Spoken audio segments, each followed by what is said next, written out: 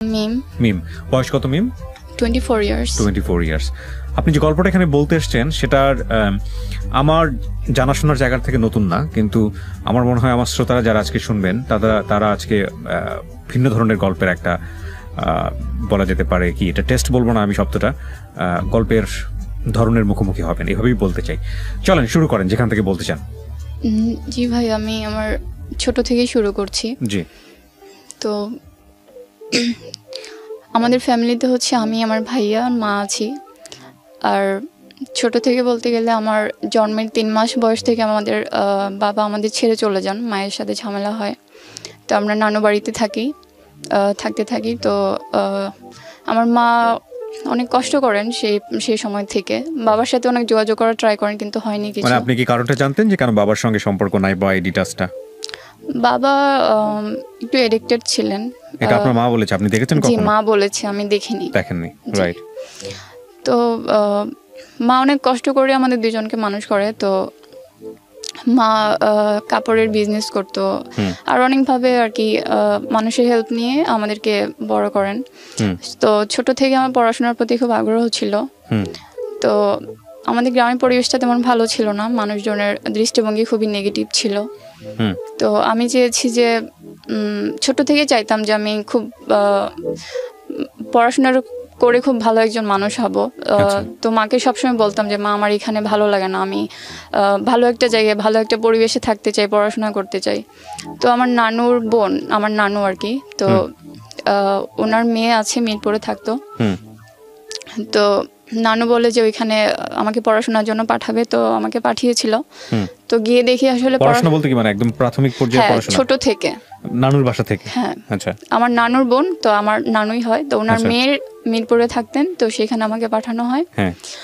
But সেখানে আমাকে পড়াশোনার কথা বলে পাঠানো হয়েছিল, বাট আমি সেখানে আসলে পড়াশোনার কোনো মুখই দেখিনি।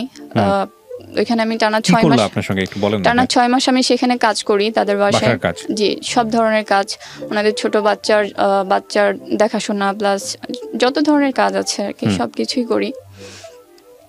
তারপর মা আমাকে একটা সময় নিয়ে আসে সেখান থেকে। মাকে কোনো অ্যাড্রেসও দেওয়া হয়নি ওই খালার বাসার, সেজন্য মা যেতেও পারেনি, দেখাও হয়নি। তো একটা 6 মাস পর মা যায় সেখানে, গিয়ে আমাকে নিয়ে আসে। তো এর মাঝে আবার আমি আমাদের গ্রামে একটা সার্কুলার আসে একটা মাদ্রাসার, এতিমখানার। তো সেখানে আমি পরীক্ষা দিই। পরীক্ষা দেওয়ার পর সেখানে আমি সিলেক্ট হয়ে যাই। তো কোন ক্লাস এটা? তখন ক্লাস 3। ক্লাস 3 তে? জি। ওকে। তো সেখানে আমি ভর্তি হই। ভর্তি হওয়ার পর সেখানে আমি পড়তে থাকি। আচ্ছা। এবং আপনার মাটা কাপড়ের বিজনেস করেই সংসারটা চালাতেন? আমার মা কাপড়ের বিজনেস করতে, প্লাস কিছু যে সেভিংস করেছে অল্প কিছু টাকা, সেটা গ্রামে আমাদের যে আত্মীয় আছে একজন ফুফাতো ভাই, তার কাছে কিছু টাকা দিয়ে সেখান থেকে একটা বিজনেস প্রফিট হিসেবে কিভাবে যেন কিছু টাকা নিয়ে সেখানে আর কি দৈনিক যে খরচগুলো বেয়ার করতো সেগুলো আর কি। ওকে। পরে দেখা যেত যে আমি যখন মাদ্রাসা থেকে বাসায় আসতাম, তখন বাড়িতে দেখতাম যে ছেলেপেলেরা বসে আড্ডা দিত। মানে গ্রামের যেসব ছেলেরা থাকে, বাড়ি সবসময় ভর্তি থাকতো। তো ওই ব্যাপারগুলো আমার কাছে ভালো লাগতো না। মাকে বলতাম যে আমার এগুলো ভালো লাগে না। তো মাকে দেখা যেত আমি পাশের বাড়িতে গিয়ে বসে থাকতাম, পাশের বান্ধবীদের বাড়িতে গিয়ে বসে থাকতাম। তো মা গিয়ে আবার আমাকে ডেকে নিয়ে আসতো। তো এই ঘটনাগুলো বহুবার হয়েছে। তো দেখা গেছে যে গ্রামে কিছু প্রভাবশালী মানুষ থাকে না, তো মা বলতো যে এদেরকে হাত করে রাখতে হয়, না হলে এরা ক্ষতি করবে। আর আমার মামারা কেউ বাড়িতে ছিল না। আচ্ছা। সবাই যার যার মতো সেটেল ছিলেন। তাদেরকে বলেও কিছু লাভ হতো না, কিছু বলতো না তাদেরকে। তো এরকম গ্রামের ছেলেরা খুবই ডিস্টার্ব করতো, আর মা তো তাদেরকে প্রশ্রয় দিয়ে যাচ্ছে। তো তারা খুব ভালো সুযোগ পেয়েছে। তো এই ব্যাপারগুলো মানে খুবই বিরক্তিকর লাগতো। আর অনেক মানুষজন বাসায় এসে বসে থাকতো, মানে আমাকে নিয়ে মানে কেমন যেন একটা তামাশার মতো হয়ে গেছিলো। আমার কাছে ব্যাপারগুলো খুবই বিরক্তিকর লাগতো। তো ওরাও মজা নিত যে একটা মেয়ে, উঠতি বয়সে একটা মেয়ে এরকম। ক্লাস 3 তে পড়া মেয়ের সাথে কি? প্রতিবারই আমি তো বছরে 3 বার আসতাম যখন মাদ্রাসা থেকে ছুটি দিত। আপনি মাদ্রাসাতেই থাকতেন? হ্যাঁ, আমি ওইখানে আবাসিক মাদ্রাসা? জি, আবাসিক মাদ্রাসা। তো বছরে 3 বার যখন ছুটিতে আসতাম তখন এরকম হতো। এমন মানে প্রতিটা সময় যখন বড় হচ্ছি দিন দিন এরকম হতো যে আমার যখন ছুটি হতো আমি মানে কান্না করতাম হোস্টেলে থাকতে, যে আমি এখন বাসায় যাবো, আমার এই পরিস্থিতিগুলো ফেস করতে হবে। কি করতো ওরা বাসায় এসে? মানে ওরা সবসময় আড্ডা দিত। তারপর ছোটবেলায় আমার একটা ঘটনা মনে আছে যে একটা লোক আমাকে কোলে নিয়ে আর কি আমার গায়ে বিভিন্ন জায়গায় হাত দিচ্ছে। এগুলো আপনি মাকে শেয়ার করতেন বিষয়গুলো? মানে আমি তখন ভালোই ছোট ছিলাম, কিন্তু ব্যাপারগুলো আমার মনে আছে। এরকম বহু ঘটনাই হয়েছে যে লোকজন বাসায় এসে আড্ডা দিত, এরকম করতো। তো মাকে আমি বললে মা এগুলো বুঝতে চাইতো না আর কি, এড়িয়ে যেত। হ্যাঁ, তো মানে সব ধরনের মানুষেরই ইন্টারেস্ট ছিল আপনার বাসাতে, এবং সে বিষয়ে কারো কোনো মাথা ব্যথা ছিল না? না, কারো কোনো মাথা ব্যথা ছিল না। আর আমার ভাইয়াও ছিল, মাদ্রাসায় পড়াশোনা করতাম, ভাইয়া হাফেজ। তো ও থাকতো না বাড়িতে। তো মাকে বোঝানোর চেষ্টা করতাম যে এই ব্যাপারগুলো আমার কাছে ভালো লাগে না। আমি চাইতাম যে আমি যেখানে পড়াশোনা করেছি মাদ্রাসায়, সেখানে আমি ছোট থেকে হাত মোজা পা মোজা মুখ ঢেকে চলাফেরা করতাম। তো আমি যখন ছুটিতে আসার আগে আমি খুবই কান্নাকাটি করতাম, আল্লাহর কাছে দোয়া করতাম যে আমার এই জিনিসগুলো ভালো লাগে না, মাকেও বলতাম। তো যাই হোক, এরকম করে অনেক বাজে ঘটনাই হয়েছে গ্রামে। দেখা গেছে মা লোকদেরকে প্রতিনিয়ত বাড়িতে আসার জন্য দিত। তো হুট করে যদি তাদেরকে আসতে না করা হয় তারা নিশ্চয়ই খারাপ কিছু করবে। তো সেরকমই কিছু হয়েছিল একবার। তো আমার এক ফুফাতো ভাই আছে, সে ফার্স্ট মা বলে যে সে আমাদের বাড়িতে আসবে টাকা পয়সার কোনো একটা ব্যাপারে। তো আসে, বাড়িতে আসার পর সে বেশ কয়েকবারই আসতে থাকে। তো আগে যেসব ছেলেপেলেরা আসতো, তো ওরা ভাবতো যে এখন তাদেরকে আসতে নিষেধ করে দেওয়া হয়েছে। মানে মামার কাছে আর কি আমি বলেছি যে আমার এই ব্যাপারগুলো ভালো লাগে না, মা এরকম করে। তো মামা তাদেরকে আসতে না করে দিয়েছে আর কি। তো ওই ছেলেরা আবার রেগে গিয়ে মানে যে তাদেরকে আসতে না করে দিয়েছে, আবার আমার ফুফাতো ভাই আসতেছে আমাদের এখানে। তো একটা সময় দেখা গেছে যে একবার ওই ভাইয়াটা আসছে আমাদের বাড়িতে। তো ওই ছেলেরা এসে বাড়ির চারপাশ অনেক ঘেরাও করে অনেক নোংরা কথা উঠাইছে আমাকে নিয়ে। বাড়িতে অনেক ঢিল ছোড়াছুড়ি, অনেক মানে খুবই বাজে একটা অবস্থা হয়েছিল সে সময়। তো এই ঘটনাগুলো আমি ছোট থেকে ফেস করেছি। তো এভাবে আমি মা এই বিষয়গুলো নিয়ে আপনাকে কোনো শেল্টার দিত না? মানে মার জায়গা থেকে আপনি কোনো সাপোর্ট পেতেন না এই বিষয়গুলো নিয়ে? অ্যাকচুয়ালি মার জন্যই এই প্রবলেমগুলো আমি ফেস করেছি। মার মানে ব্যাড সাপোর্টই আমি এগুলো ফেস করেছি।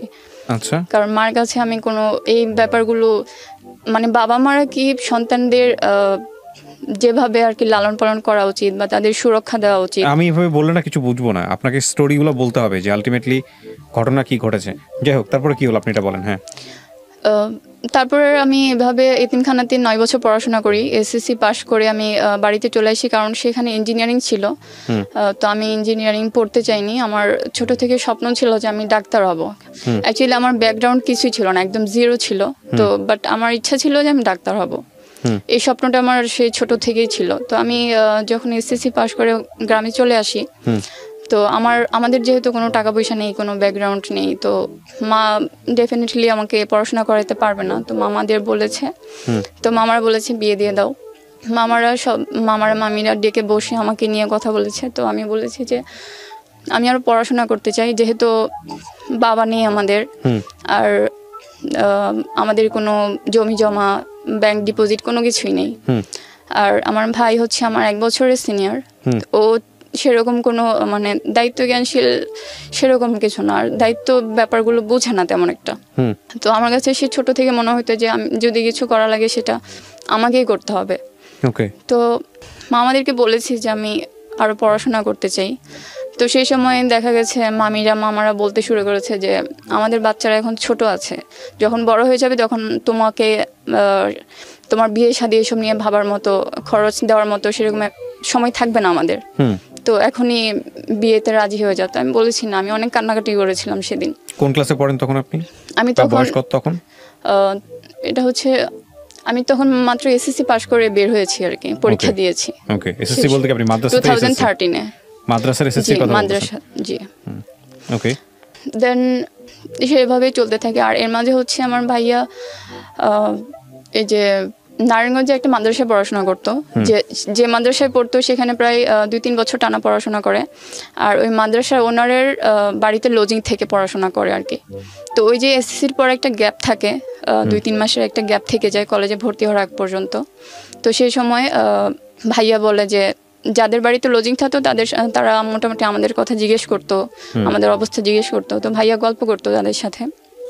তো ভাইয়া বলে যেহেতু একটা ছুটির মধ্যে আছো তো এখানে এসে ঘুরে যাও, ভালো লাগবে। তো মা বলে ঠিক আছে, আমি আসতে চাইনি। তো মা বলে যে ঠিক আছে যা, ভালো লাগবে। তো আমি আসি ওনাদের ওখানে, এসে 1 সপ্তাহের মতো থাকি। ওনাদের কারদের এখানে কাকা আর কি, ভাইয়া যাদেরকে কাকা বলে, তাদের সাথে আমাদের ব্লাডের কোনো রিলেশন নেই, বাট ভাইয়া অনেকদিন যাবত থাকে সে হিসেবে আর কি। দেন ওইখানে আমি 1 সপ্তাহ থাকার পর আমি আবার বাড়ি চলে যাই। তো ওনারা আবার শুনতে পারে যে আমি গিয়ে কলেজে ভর্তি হব। এর মাঝে আবার একটা কাকা আছে, উনি আবার আমার নাম্বার রেখেছিল, ফোন নাম্বার বলেছে, আমি জাস্ট দিয়েছি নাম্বারটা। সম্পর্কের কাকা, কোনো আর কি ব্লাডের কোনো রিলেশন না, বললাম সম্পর্কের কাকা। হ্যাঁ জি ভাইয়া। তো তারপর আমি চলে আসি বাড়িতে। চলে আসার পর কলেজে ভর্তির সময় হয়ে যায়। তো মা আমাকে গ্রামের প্রতিবেশী একজন ভাইয়া আছে, ওনাকে নিয়ে গ্রামে কলেজে ভর্তি করানোর জন্য নিয়ে আসে। তো আমাদের তো এরকম কোনো ছিল না, আর্নিং সোর্স ছিল না যে আমাকে প্রতি মাসে খরচ দিয়ে পড়াশোনা করাবে। আর আমি সবসময় একটা আবদ্ধ পরিবেশে বড় হয়েছি, টানা 9 বছর একটা মাদ্রাসা পড়েছি। তো হুট করে বাহিরে এসে আমি কোনো কিছু বুঝতে পারিনি যে কীভাবে কী করব। তো সরকারি কলেজে ভর্তি হওয়ার মতো ছিল না, অনেকে বলতেছিল যে সরকারি কলেজে পড়াশোনা ভালো হয় না। তো ওই ভাইয়া আর কি প্রাইভেট কলেজে দেখতেছিল কোনটাতে খরচ কম, সব থেকে বেশি। তো দেখতেছি সবগুলোতে মোটামুটি অনেক খরচ, প্রাইভেট কলেজ যেহেতু। তো একটা কলেজে কথা বলেছিল, তো সেখানে বলতেছিল যে কোনো পড়াশোনার খরচটা লাগবে না, জাস্ট হোস্টেল ফিটা দিতে হবে 3000 টাকার মতো। তো মা বলেছে যে আমি এটা দিতে পারবো না। তো মা সেখানে অনেক আর্গু করে, অনেক চিল্লাচিল্লি করে। তো আমাকে ওইখানে রেখে চলে আসে, ওই স্যারের ওখানে, প্রিন্সিপালের ওখানে। রেখে চলে আসবে কেন বুঝলাম না আমি। মানে আমি বলতেছি যে আমি পড়াশোনা করব, মোটামুটি একটা জিদের পর্যায়ে চলে গেছে। আর মা বলতেছে যে না তোমাকে দিতে পারবো না। মা বলতেছে যে না আমি পারবো না, পড়াশোনার দরকার নেই। ইন্টারমিডিয়েট? জি জি। আচ্ছা। তো মা ওইখানে রেখে চলে আসে। তো স্যার বলতেছিলেন যে ঠিক আছে আপনি রেখে চলে যান, মেয়েটা পড়তে যাচ্ছে, আপনি রেখে চলে যান। তো আমি ওখানে থাকি। তো ওই সময়টাই কাকা আমাকে ফোন দেয়, ওই যে বাড়িতে ভাইয়া থাকে। আপনার ভাই কি ওই বাড়িতে থাকতো? কেন থাকতো আপনার ভাই? ওই যে মাদ্রাসায় পড়াশোনা করতো আর লজিং থাকতো। বলেন তারপর। তারপর হচ্ছে ওই কাকা ফোন দেয় আমাকে। ফোন দেওয়ার পর আমি কিন্তু ওই যে উনি নাম্বার নিয়েছে, ওনার নাম্বার কিন্তু আমার কাছে নেই, আমি ফোন দিইনি, উনি নিজেই ফোন দিয়েছে। ফোন দিয়ে জিজ্ঞেস করলো খবর, যেহেতু ওনাদের বাড়িতে থাকতেই শুনেছিল আমি কলেজে পড়তে হব। তো উনি ফোন দিয়ে বলতেছে যে ফোন দিয়ে কথা বলে খবর জিজ্ঞেস করে উনি এক পর্যায়ে আসে আমার কলেজের এখানে, দেখা করেন, দেখে যে কলেজটা একদমই চিপা, পড়াশোনার কোনো পরিবেশ নেই আর কি সেরকম। তো উনি বলে যে এখানে মানুষ কিভাবে পড়াশোনা করবে, তুমি একজন ব্রিলিয়ান্ট স্টুডেন্ট। তো এরকম বলে উনি যাই হোক দেখে শুনে চলে যায়। সেদিন গিয়ে ভাইয়ার সাথে আলাপ করে যে উনি আমাকে পড়াশোনা করাতে চায়, রেসপন্সিবিলিটি নিতে চায় আমার। এই কাকা? জি। আচ্ছা। তারপর ভাইয়াকে সাথে করে নিয়ে উনি আবার কলেজে আসে। কলেজে আসার পর আমাকে কলেজ থেকে আমাকে ড্রপ করে, আমাকে নেয়, আমাকে নিয়ে পরে আমাদের গ্রামে যায় মার কাছে। ভাইয়াকে ওইখান থেকে নিয়ে আসে ওনাদের বাড়ি থেকে, সাথে আমাকে নিয়ে আমাদের গ্রামে যায়, আমাদের বাড়িতে আর কি। তো সেখানে গিয়ে উনি দেখে যে একটা ছোট একটা ঘর, মানে ওনার নাকি খুব মায়া হয়েছিল, উনি এভাবে পরে বলেছিল আমাকে যে এত ছোট একটা ঘরের মধ্যে তোমরা থাকতা, ইলেকট্রিসিটি নেই, কোনো কিছু নেই, মানে খুব মায়া হয়েছে উনি যেটা বলেছিল। তো মার সাথে কথা বলে গ্রামের মানুষজনও দেখেছে উনি গিয়েছিল। তারপর উনি বলে যে আপনার মেয়ে পড়াশোনার ইয়েটা আমি নিতে চাই, দায়িত্বটা নিতে চাই, যেহেতু পড়াশোনা করতে চায়। তো এইভাবে উনি আমাকে একটা ভালো কলেজে ট্রান্সফার করে দেয় ওইখান থেকে। ট্রান্সফার করে আমি ইন্টারমিডিয়েটে ওনার। আপনার মা তখন কি করছে? আমার মা তখন কিছুই করে না, একদম বসা। হ্যাঁ। সংসার চলতো কিভাবে? সংসার ওই যে আমাদের অল্প কিছু যে সেভিংস ছিল সেটা ওই থেকে যেটা ইন্টারেস্ট আসতো সেটা দিয়ে চলতো। জি। বাবা কি করতেন আপনি? বাবা তখন আমাদের সাথে ছিলেন না। না মানে ও আচ্ছা, বেঁচে ছিলেন কিন্তু অন্য কোথাও ছিলেন। বিয়ে শাদী করেছেন? হ্যাঁ, সেখানে বিয়ে করেছেন। আমার এসএসসি পরে আবার ওনার সাথে দেখা করার জন্য গিয়েছিলাম বাবার সাথে। 611904 ওকে, আমরা যেখানটায় ছিলাম তারপর সেই যে আমার 3 মাস বয়স থেকে উনি চলে গেছেন, তখন থেকে আমি আমার এসএসসির পর গিয়ে ওনার সাথে আমাদের দেখা হয়, এর মাঝে কোনো যোগাযোগ হয়নি, দেখা হয়নি। ওকে, ঠিক আছে। তো গেল এই ভদ্রলোক, গিয়ে আপনার হলো ভালো একটা কলেজে ট্রান্সফার করে দিল।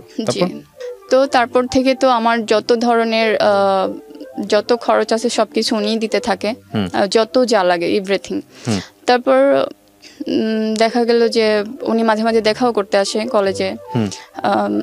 আমি একটা আপুর সাথে থাকি সাবলেটে, তো থাকার পর আস্তে আস্তে উনি প্রায় প্রতিদিনই আসতো দেখা করতে।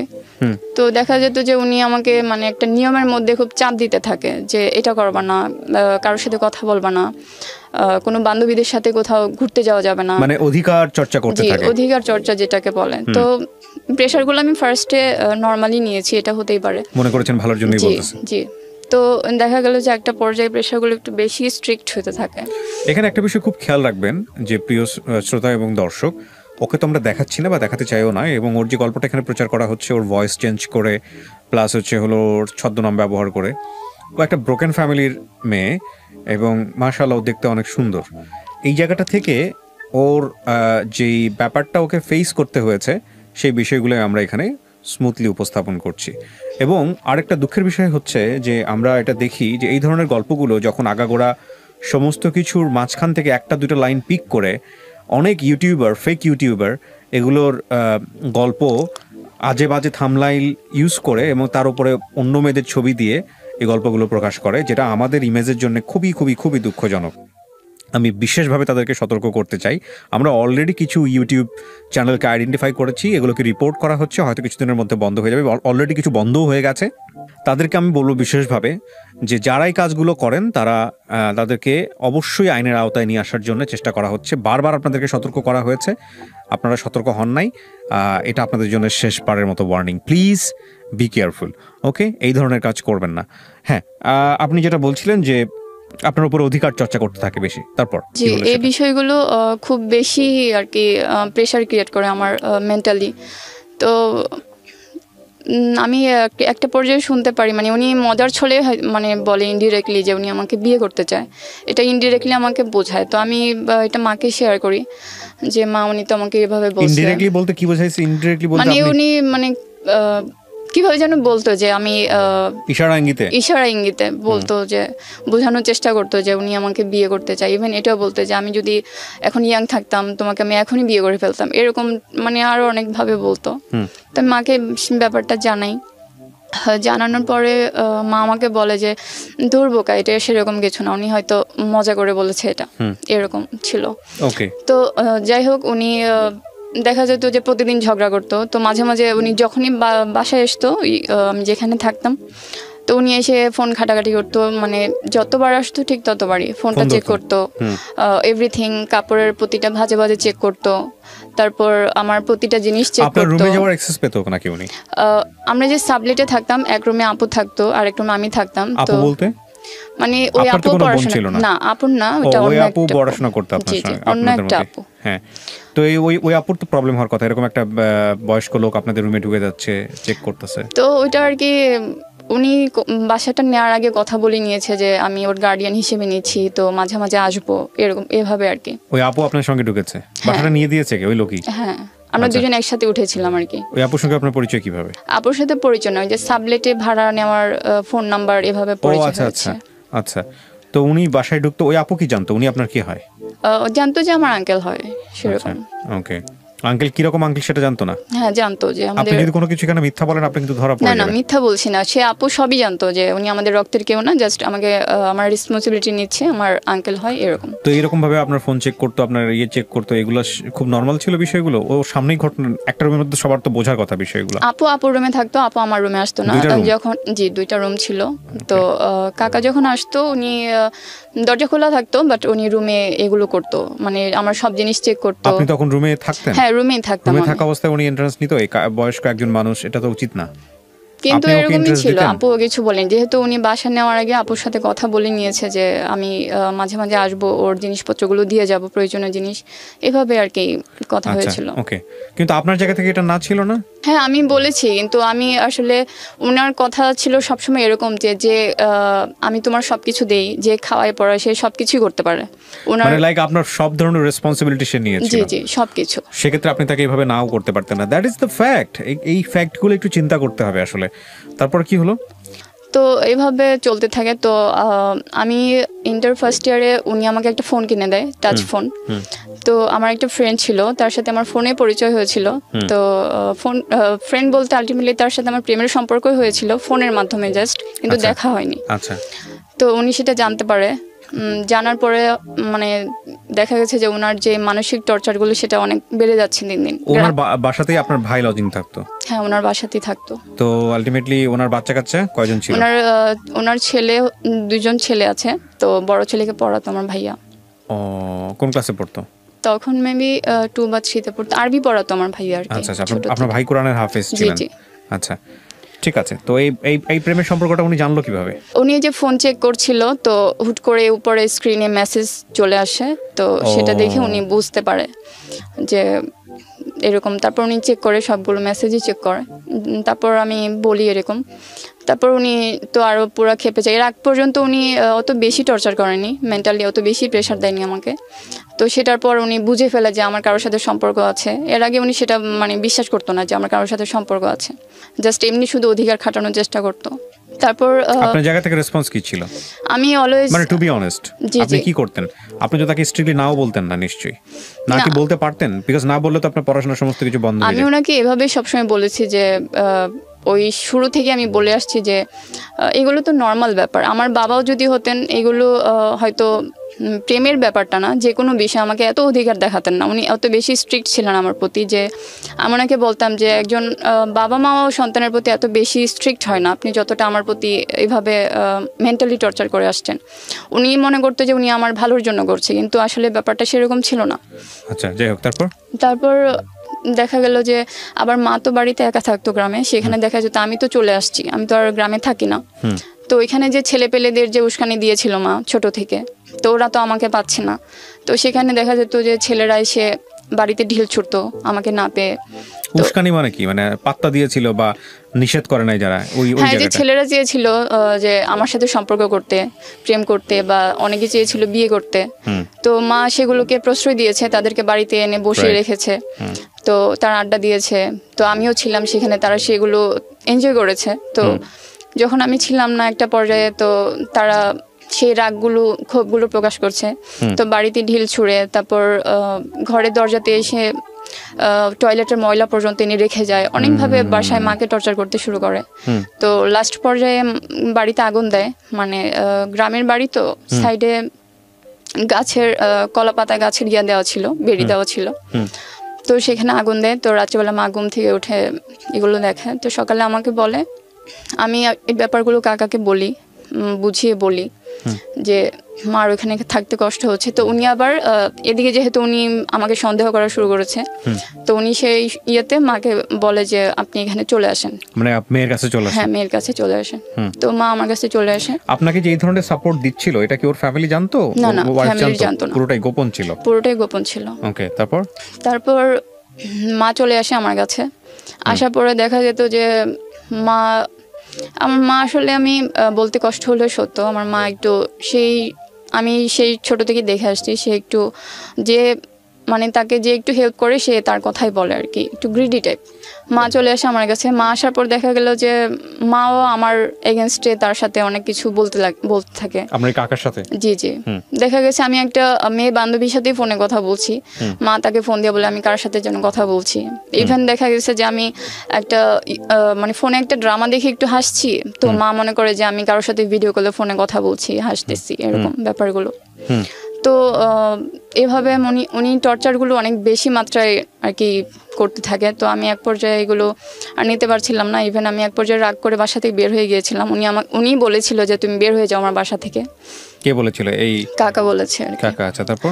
তো আমি রাগ করে, এর মাঝে অনেক ধরনের টর্চার করে আমাকে। আমি পড়াশোনা করতে পারি না। ভাইয়াকে ডেকে নিয়ে এসে আমাকে মারও খাওয়ায়। তো মানে আপনার ছোট ভাই? আমার বড় ভাই। উনি বড় ছিল আপনার? হ্যাঁ, 1 বছরের বড়। আচ্ছা, তারপর? আমি পরে উনি বলে যে তুমি আমার বাসা থেকে বের হয়ে যাও, তুমি আমার কথা শোনো না, আমি যা বলি তা করো না। তো আমি পরের আগে বের হয়ে যাই। তো বের হয়ে আমি একটা বাসে উঠি, যে সিলেটের একটা বাসে উঠি। সে সময় বাস ছিল না, টিকিট করেছিলাম, কিন্তু একটা মাইক্রোতে উঠি। তো সেখানে আরো যাত্রী ছিল। তো আমি জানি না কোথায় যাব, কিন্তু আমি টিকিট করে নিয়েছি এর আগে যে আমি আর টর্চারগুলো নিতে পারছি না। তারপর ওঠার পরে সেখানে একটা আপু ছিল, আপু দেখতেছে যে আমি শুধু অনর্গল কান্না করে যাচ্ছি। কোথায় এটা? মাইক্রোতে? এটা মাইক্রোতে। আচ্ছা। তো কান্না করে যাচ্ছি, তো আপু বলতেছে কি হয়েছে আমাকে বলো। মাইক্রোতে আপনি উঠলেন কিভাবে? মাইক্রো উনি পার্সোনালি ভাড়া নিয়েছেন? না টিকিট করেছি, তো বাস আসছিল না, তো সেই যাত্রীগুলোকে মাইক্রোতে করে পাঠিয়েছে। হ্যাঁ, তারপর আপু বলতেছিল যে কেন কি হয়েছে, তো আপুকে বলি এরকম। কোথায় যাচ্ছিলেন আপনি? আমি টিকিট করেছিলাম সিলেটের। তো কেন যাচ্ছেন সিলেটে? আমি জাস্ট রাগে বের হয়ে গিয়েছি, যেদিকে চোখ যায় সেরকম টর্চারের মাত্রাগুলো অনেক বেশি হয়ে গিয়েছিল আমার প্রতি। এদিকে মাকে আমি প্রবলেম শেয়ার করি, আর মা উল্টো আমাকে নিয়ে আমার এগেইনস্টে আমার কাকার সাথে আর কি সাপোর্ট দিচ্ছিল না আর কি। হ্যাঁ জি, ঠিক সেরকমই। তো তারপর আমি বাসে মাইক্রোতে থাকি, তো ওই আপুটা বলে কি যে তুমি হবিগঞ্জ পর্যন্ত আমি যাই। যাওয়ার পর ওই আপুর লাস্ট স্টপ ছিল হবিগঞ্জ। তো আপু বলতেছে ওই আপু যখন নেমে যাবো, ওই গাড়িতে শুধু আমি আর আপুই মহিলা ছিলাম, আর বাকি সবাই পুরুষ ছিল। তো আপু বলতেছে আমি এখন নেমে গেলে তো শুধু তুমি একা থাকবা বাসে, আর তো কেউ নাই, শুধু ড্রাইভার আর ড্রাইভার অ্যাসিস্ট্যান্ট, আর কেউ নেই, তুমি কি করে যাবা সিলেট। তো আপু আমাকে নামিয়ে নিয়ে যায় গাড়ি থেকে, ওনাদের বাড়িতে নিয়ে যায়, সেটা হচ্ছে কদর রাত থাকে। তো এটা আমি আবার এই যে কাকা আমাকে বলেছে যে তুমি বের হয়ে যাও। তো আবার বাসা থেকে যে আপুর সাথে সাবলেটে থাকতাম, সে আপু ওনাকে জানায় যে ও তো বের হয়ে গেছে। তো উনি আবার সে রাতে গিয়ে আমাকে নিয়ে আসে, ফেরত নিয়ে আসে। তো যাই হোক, এইভাবে আমি এসএসসি পাস করে যাই এই টর্চারের মধ্য দিয়ে, কারণ আমি তো কোনোভাবে বের হতে পারছি না। আমি পুরো ফ্যামিলিটাই ওনার উপর ডিপেন্ডেন্ট হয়ে গেছিলো। তারপর এসএসসি পাস করার পরে উনি আমাকে বলে যে এইচএসসি পাস করার পর উনি আমাকে বলে যে তুমি তো তোমার স্বপ্ন তুমি ডাক্তার হবা, তোমার ব্রেনও ভালো। ভাইয়ার কাছে অনেক গল্প শুনেছি আমার রেজাল্ট, পড়াশোনা ছোট থেকে আমার স্কুলের ব্যাকগ্রাউন্ড ছিল 1 থেকে 2 এর মধ্যে ছিল সবসময় রোল। তো উনি বলতে ওনার ভাগ্নির জামাই, তারপর ওনার ভাগ্নি, ওনারা ডাক্তারি পড়েছে, চেম্বার দিয়েছে। তো সেটা নিয়ে ওনার একটা ড্রিম যে আমি নিজের পায়ে দাঁড়াবো, ডাক্তার হব, এরকম। উনি সবসময় এভাবে ইন্সপায়ারেশনমূলক কথাবার্তা আমাকে বলতো। তো উনি বলে যে তুমিও পড়াশোনা করবা, তুমিও ডাক্তার হবা, উনি এরকম খুব ইন্সপায়ার করতো আমাকে। তো তারপর আমি যখন বলে যে তুমি অ্যাডমিশনের জন্য প্রিপারেশন নাও, বাট আমি ওনাকে বলি যে আপনি আমাকে যেভাবে মেন্টালি টর্চার করেন, আপনি যদি এভাবে আমাকে টর্চার করতে থাকেন তো আমি পড়াশোনা করতে পারবো না, আমি পড়াশোনা করতে চাই না, এই পর্যন্ত স্টপ থাকুক, আমি এটা ওনাকে বলি। তো উনি বলে যে ঠিক আছে তুমি পড়াশোনা করো, তোমার ফ্যামিলিটা তো তোমার উপর ডিপেন্ডেন্ট, তো তোমাকে কিছু করতে হবে, আমি তোমাকে কোনো ডিস্টার্ব করবো না, তুমি পড়াশোনা করো। তো আমি মেডিকেল অ্যাডমিশন দিই, ফার্স্ট টাইম হয়নি, সেকেন্ড টাইম পরীক্ষা দিয়ে আমি একটা প্রাইভেট ডেন্টাল ভর্তি হই। সেটা ভর্তি হওয়ার আগে কলেজের চেয়ারম্যান স্যারের সাথে আমাদেরকে দেখা করায়, পুরো ফ্যামিলিকে নিয়ে যায় উনি, স্যারের কাছে নিয়ে যায়। নেওয়ার পর উনি পুরো আমার ব্যাকগ্রাউন্ড, আমার সব অবস্থা স্যারের কাছে বলে যে মেয়েটার এরকম অবস্থা, আমি ওর রেসপন্সিবিলিটি নিয়ে ভর্তি করাতে চাই, এরকম। তো স্যার বলে যে আমার রেজাল্টও ভালো ছিল, অ্যাডমিশন টেস্ট স্কোর ভালো ছিল, তো স্যার বলে যে ফ্রি কোটায় অ্যাপ্লাই করতে, কিন্তু করেছিলাম, হয়নি আর কি। তারপর উনি টাকা দিয়ে আমাকে ভর্তি করিয়েছে, যে ফিটি লাগে সব কিছুই দিয়েছে, ভর্তি করেছে। ভর্তি করার পর আমি কলেজের পাশে বাসা নেই, পুরো ফ্যামিলি সহ চলে আসি। তো এর মাঝে আবার ভাইয়া বিয়ে করেছিল, আলাদা হয়ে গেছে আমাদের কাছ থেকে। তো ভাই বিয়ে করে আলাদা হয়ে গেছে? হ্যাঁ। বড় ভাই তো ছিল, সে আপনাদের দেখতো না সংসার? বড় ভাই ছিল আসলে খুব ছোট বয়সে বিয়ে করেছে, আচ্ছা, রিলেশন করে বিয়ে করেছে। কিন্তু ওর তো রেসপন্সিবিলিটি ছিল আপনাকে এবং আপনার মাকে দেখা। রেসপন্সিবিলিটিও এখনো বোঝে না, যেটার জন্য আসলে প্রবলেম বেশি ফেস করতে হয়েছে আমাকে। ওকে। তারপর কলেজে বাসা নিয়ে থাকতে থাকি, তো উনি আমাদের বাসার প্রতিনিয়ত আসা যাওয়া থাকে। তো যখন কি করতো উনি বাসায় এসে, কার সঙ্গে গল্প করতো? উনি বাসায় আসতো, এসে দেখা যেত যে টানা 6 ঘন্টা 7 ঘন্টা ইভেন সারাদিনও পার হয়ে যায় উনি বসে থাকে। ওকে প্রিয় শ্রোতা, ছোট্ট একটা বিরতি তো না, হ্যাঁ, অ্যাভয়েড করতো। মানে বিষয়টা এরকম হয়ে গেছে যে অর্থনৈতিকভাবে নির্ভর বলে কিছুই করার ছিল না, মানে মাসের খরচ সে দিচ্ছে, সেটাই। মানে আপনার মা কিছুই রোজগার করতো না, আপনিও কিছু রোজগার করতেন না, আপনাদের ভরণ পোষণের যাবতীয় পয়সা সে দিত, এবং যে কারণে আপনাদের এগুলো সহ্য করতে হতো। বলেন, ইভেন যদি একটা চুলাও জ্বালাইতে যায়, সেখানে একটা দিয়াশলের যে কাঠি প্রয়োজন, সেটার খরচটা ওনাকেই দিতে হতো, এরকম একদম পুরো ডিপেন্ডেন্ট ছিল। উনি পুরো সংসারটা চালাচ্ছেন, এবং এই জন্য উনি যা করতেছে আপনাদেরকে মুখ বন্ধ করে সহ্য করতে হচ্ছে। তো উনি দেখা যেত যে আমি মাকে বলতাম যে মা উনি তো এরকম করে, বাসায় আসলে উনি এরকম নোংরা অঙ্গভঙ্গি করে, অনেক ধরনের বাজে কথাও বলে। তো মা বলতেছে যে খাওয়ার পরে সে সবই করতে পারে, মানে মার কথা ছিল, উত্তর ছিল এটা। তো সেদিনের পর আমি আর ওনাকে কিছু বলিনি। তো দেখা যেত যে যখন রুমের দরজাটা চাপিয়ে দিয়ে চলে যেত, উনি দেখা যেত যে প্রায় সময় এরকম হতো যে আমার সাথে অনেক ধস্তাধস্তি করতো, তো অনেক বাজে বিহেভ করতো। আর সে ইয়া তো আছে, প্রতিবারই ফোন চেক করতো, ফোনে কি আছে না আছে, আর সবসময় আমাকে ফোনের উপর রাখতো যে আমি যেন কারোর সাথে কথা বলতে না পারি। 24 ঘন্টার মধ্যে আমার কাছে মনে হয় যে 15-16 ঘন্টা উনি আমাকে ফোনে ধরায় রাখতো। ওনার কি নিজের সংসার ছিল? হ্যাঁ, নিজের সংসার ছিল। এগুলো বাদ দিয়ে সারাদিন এগুলো করতো? হ্যাঁ, সবসময় এগুলোই করে থাকতো। তারপর এরকম হতো যে ইভেন উনি 3 বার আমার মানে শরীরে কাপড়ও ছিঁড়ে ফেলেছেন ধস্তাধস্তি করতে করতে, আমার গায়ের কাপড় ছিঁড়ে। আচ্ছা, আমি আর ইন ডিটেইলি যাচ্ছি না বিষয়গুলো। আমি বুঝতে পারছি যে একটা মানুষ যখন ঘন্টার পর ঘন্টা তার ব্যক্তিগত রুমে থাকে, তাহলে ওই মানুষটার দ্বারা কি করা সম্ভব, এবং এটা যেটা হচ্ছে যে কন্টিনিউয়াসলি এটা হচ্ছে, এবং আপনারা হাত পা সমস্ত রকমভাবে বাধা, কারণ এক বেলার খাবার, যেটা বলেছেন চুলার একটা দিয়াশলার কাঠিও তার টাকা দিয়ে কেনা। সো যেহেতু আপনি বুঝতেই পারছেন আমাদের সামাজিকতার জায়গাটা থেকে একটা মেয়ে যদি স্ট্রংলি উঠে দাঁড়ায়, কিংবা ওর মা যদি, কি করবে বলেন? আমি তো মনে করি ওর বড় ভাইরে ধরে 2 গালে 2টা মানে ইচ্ছা মতো। আপনার বড় ভাইয়ের সাথে এগুলো আপনি শেয়ার করতেন না? ভাই আলটিমেটলি সবই জানতো, বুঝতো ব্যাপারগুলো। আমি কখনো ডিরেক্টলি বলতে পারিনি, আমি মাকে সবকিছু শেয়ার করেছি। আচ্ছা, তো আপনার ভাই কি করতো, পেশায় কি ছিল? ভাইয়া তখন বিয়ে করে আলাদা ছিল, একটা গার্মেন্টসে চাকরি করতো, ওর ওয়াইফ নিয়ে ও আলাদা ছিল। গার্মেন্টসে করুক আর যেখানেই করুক, ও যদি 2 টাকাও রোজগার করে, এই 2 টাকার ন্যায্য হিস্সা আপনাদের আছে? দেয়নি, ও কিছুই দেয়নি ফ্যামিলিতে। ছি ছি ছি ছি ছি। এখানে সবচেয়ে বড় অপরাধী আপনার ভাই, মানে এই ব্যাপারে কোনো সন্দেহ নাই। গল্প যতটুকু আমি শুনেছি, আল্লাহ মাফ করুক, সে একজন কোরআনের হাফেজ। তারপরে কি হলো? আমি কাকার ব্যাপারগুলো বলি যে উনি আমার সাথে কিরকম বিহেভিয়ারগুলো করেছে। উনি প্রতিটা সময় আমার সাথে আর কি লেগেছিল। আমি সকালে ঘুম থেকে উঠি উনি আমাকে ফোন দিত, ইভেন রাত্রে ঘুমানো যাওয়ার আগ পর্যন্ত আমি ওনার টর্চারের উপরে থাকতাম। কলেজে যাওয়ার সময় ফোন দিতে হতো ওনাকে, না ধরলেই সমস্যা। তারপর কলেজে গিয়ে ফোন ধরে রাখতে হতো, কলেজের প্রতিটা ক্লাসের মাঝে 5 মিনিট গ্যাপ থাকতো, সেই সময় ওনাকে ফোন দিতে হতো, না হলে মনে করতো আমি কোথাও বের হয়েছি। তারপর দেখা যেত উনি কলেজে গিয়েও বসে থাকতো, আমার ফ্রেন্ডরা দেখেছে অনেকবার।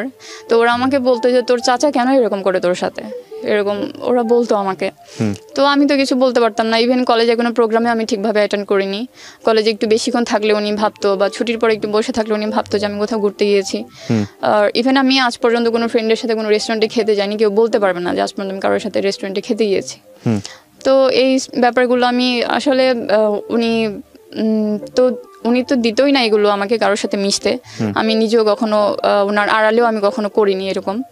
তারপর উনি ইভেন এরকমও করেছে যে উনি সবসময় ভাবতো যে আমার কারোর সাথে সম্পর্ক আছে, উনি এটাই ভাবতো। আর উনি মনে করতো যে আমার যদি কারোর সাথে সম্পর্ক হয়, কারোর সাথে অন্য কারোর সাথে বিয়ে হয়ে যায়, তো উনি যে এত টাকা আমার পিছনে খরচ করছে, তো সেটার তো কোনো ভ্যালু পাবে না। ওনার টার্গেট কি ছিল? উনি বিয়ে করতে চাইতো? হ্যাঁ, উনি আমাকে বিয়ে করতে চাইতো। প্লাস আমার কাছে মনে হয়েছিল যে এটা আমিও বুঝতে পারতাম যে উনি যেহেতু এত লাখ লাখ টাকা খরচ করছে, উনি নিশ্চয়ই একটা ফায়দা ওঠানোর জন্যই করছে। কিন্তু আমার চিন্তাটা এরকম ছিল যে হয়তো আমাকে ডাক্তারি পড়াশোনা করাচ্ছে, আমি ডাক্তার হয়ে বা যদি ভালো একটা লেভেলে যেতে পারি, চেম্বার দিই, তো সে পর্যায়ে হয়তো উনি সেই মানে টাকা পয়সার ব্যাপারটা আমি ভেবেছি যে হয়তো উনি সেখান থেকে শেয়ার বা এরকম কিছু।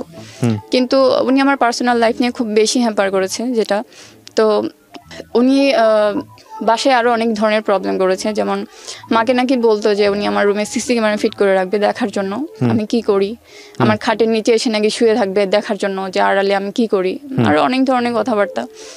তো এভাবে প্রতিটা নিয়ে তো আমাকে টর্চার করে আসছে। তো ইভেন এরকম হয়েছে যে মা যদি বাড়িতে যেত, গ্রামে যেত, তো সেই সময় তো আমি বাড়িতে একাই থাকতাম, যেহেতু ভাইয়া ছিল না। তো সেই সময় উনি বাসায় আসার চেষ্টা করতো, ফোন দিয়ে বলতো যে আমি আসতেছি। তো আমি বলতাম যে আমার মা তো বাসায় নেই, আপনি আসেন না। তো সেই সময় আবার ঝগড়া শুরু হয়ে যেত। মানে উইকে 7টা দিনের মধ্যে 5টা দিন ওনার সাথে আমার ঝগড়া লেগে থাকতো। ওনার কথা ছিল একটাই যে মানে তুমি আমাকে খুশি করো, আমি তোমার সব চাহিদা পূরণ করব। উনি আমাকে অলওয়েজ এটা বলতো। আর বলতো যে খাওয়ার পরে সে সবকিছু করতে পারে। এটা আমার মারও কথা ছিল, এটা ওনারও কথা ছিল। আর এই প্রবলেমগুলো আমি আমার স্যারের সাথেও শেয়ার করেছিলাম, কলেজের চেয়ারম্যান স্যার, যার সাথে সবকিছু ডিটেলস বলে আমাকে ভর্তি করিয়েছিল। শেয়ার করার পরে স্যারও খুব কষ্ট পেয়েছে, আমাকে পরামর্শ দিয়েছে অনেক, যে তুমি তাকে থ্রেটের উপর রাখো, যে আমি আপনার ওয়াইফকে বলে দিব বা আমি সুইসাইড করবো আমাকে এভাবে টর্চার করলে। তো আমি তাকে সেগুলো বলি, কিন্তু সে সেভাবে কোনো ভয় পায় না, কারণ উনি জানে যে আমার কোনো ফিনান্সিয়াল ব্যাকগ্রাউন্ডও নেই, প্লাস আমার স্ট্রং গার্ডিয়ান নেই, যা আছে ফ্যামিলিতে তারা থাকা না থাকে একই। সো কিছু করলে ওনার কিছু যায় আসবে না। জি, ওনার কিছু যায় আসবে না। তো উনি সেটা বুঝে গিয়েছিল। তো উনি ওনার মতো সেভাবে আছে। উনি বাসায় আসতো, এগুলো সব রিপিট হয়েছে এই গত কয়েকটা বছর, এগুলো সব রিপিট হয়েছে আমার সাথে। তো আবার দেখা যেত ঘরের যা কিছু লাগতো প্রয়োজনীয় জিনিসপত্র, মা বা ভাইয়ার যারই হোক, সেটা আমাকে বলতো যে এই জিনিসটা লাগবে, সেটা আবার আমার তাকে বলে আমার নিয়ে আসতে হতো আদায় করে। দেখা যেত বিভিন্ন বিষয় উনি বাসায় আসলে, যেহেতু ওনার মনের ভিতর যেহেতু অন্যরকম কুপ্রস্তাব, কুচিন্তা, সেগুলো উনি অনেকভাবে চেষ্টা করে পারতেছে না, বা চেষ্টা করতেছে, হচ্ছে না। আমি ব্ল্যাকমেইল করার জন্য কি কোনো ধরনের কোনো ছবি এগুলো তুলতো? না, সেরকম কিছু করেনি। বাট এই যে এরকম ভাবে মেন্টালি ফিজিক্যালি এরকম টর্চার করে আসতেছিল, তো ওনার সাথে ঝামেলা লেগেই থাকতো আমার, মানে ঝগড়াঝাটি, আমি অনেক চিৎকার চেঁচামেচি করতাম। তো বাসায় ওরা মনে করতো যে আমি মানে আমারই দোষ, আমি চিৎকার চেঁচামেচি করি। তো আমি মাকে সব কিছুই বলেছি যে এরকম সমস্যা। তো আমি একটা পর্যায়ে শুনি যে মা ওনাকে বলে সেই জন্য আমাকে বিয়ে করে। তো আমি মাকে বলি যে এটা কী করে সম্ভব, তার ফ্যামিলি আছে, তার ছেলে আছে 2টা। আমি ওনাকে বলেছি যে দেখেন, আপনি তো আমাকে যদি এটাই চান যে আমি স্বাবলম্বী হই, আমার ফ্যামিলিকে দাঁড় করাই, তাহলে তো আপনি আপনার বাড়িতে থেকেও আমাকে হেল্প করতে পারেন। যদি আপনি সত্যি এটা চান যে আমি নিজের পায়ে দাঁড়াই, ভালো কিছু করি, তো আপনার তো এই যে এতভাবে টর্চার করা লাগে না আমাকে, আপনি কেন এগুলো আমার সাথে করেন? ইভেন আমি ওনার পায়ে ধরেও আমি রিকোয়েস্ট করেছি যে আমি আপনার জন্য পড়াশোনা করে, অনেক হার্ডওয়ার্ক করে, অনেক যত ধরনের চেষ্টা আছে আমি করব, বাট আপনি আমার পার্সোনাল লাইফটা নিয়ে হ্যাম্পার করেন না। আমি ওনাকে অনেকবার রিকোয়েস্ট করেছি, অনেক কান্নাকাটি করেছি। তো কিন্তু ওনার এই ব্যাপারগুলো রিপিটেড ছিল, এই টর্চারগুলো প্রায় প্রতিদিন। একটা পর্যায়ে ওনাকে এটাও বলেছিলাম যে আপনি আমাকে কোথাও নিয়ে গিয়ে মেরে ফেলে দেন, আমি কাউকে কিছু বলবো না, বা আমি আপনাকে নোটও লিখে দিব, বাট আমি এই টর্চারগুলো নিতে পারছি না। আমি এই কুপ্রস্তাবে রাজি না, আমি এই ইয়াগুলো নিতে পারছি না, আর এগুলো কখনো সম্ভব না। আমি আমার একটা ড্রিমের জন্য আমি আমার পুরো লাইফটাকে আমি শেষ করতে পারবো না। আচ্ছা, তারপর এভাবে তো চলতে থাকে। উনি দেখা যেত যে বাসা ভাড়া টাকা নিয়ে এসছে, টেবিলের উপর রেখেছে, কিন্তু এই যে ওনার সাথে আমার মতের আর কি মিল হচ্ছে না, তো উনি আবার টাকাটা নিয়ে চলে গেছে। এরকম হতো যে উনি বাসা ভাড়া আটকে রাখতো, বাজার আটকে রাখতো, সেগুলো প্রতিনিয়ত আর কি হয়েছে। আপনার মা তখন কি করতো? আমার মা আমার সাথে ঝগড়া করতো, যে মনে হচ্ছে যে আমার সাথেই প্রবলেম আর কি। মা মনে করতো যে আমারই দোষ।